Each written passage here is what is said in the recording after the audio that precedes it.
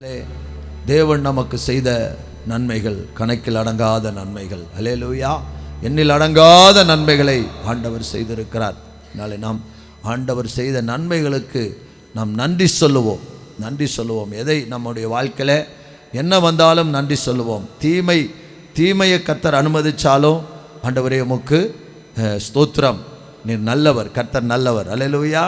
நம்முடைய வாழ்க்கையில் தீமை வந்தாலும் என் கர்த்தர் நல்லவர், பிரச்சனைகள் வந்தாலும் என் கர்த்தர் நல்லவர், போராட்டங்கள் வந்தாலும் என் கர்த்தர் நல்லவர், வியாதி பலவீனங்கள் வந்தாலும் என் கர்த்தர் நல்லவர். அப்போது கர்த்தருடைய அனுமதி இல்லாமல் எதுவுமே நமக்கு வராது. ஒரு அலையிலேயே சொல்லுங்களேன், அவருடைய அனுமதி இல்லாமல் ஒன்றுமே வராது. யோபுக்கு வந்தது எல்லாமே தேவனுடைய அனுமதியோடு தான் வந்தது. அப்போ ஏன் வந்தது?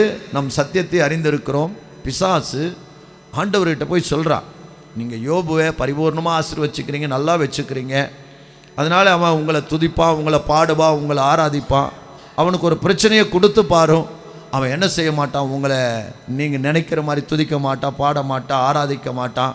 அப்படிங்கிற ஒரு வார்த்தையை சொன்ன பின்னாடி தான் கர்த்தர் யோபுன் மேலே நம்பிக்கை வைத்து, பாருங்கள், நம்ம கர்த்தர் மேலே நம்பிக்கை வைக்கிறோம், யோபு மேலே கர்த்தர் நம்பிக்கை வச்சார். என்ன நம்பிக்கை தெரியுமா?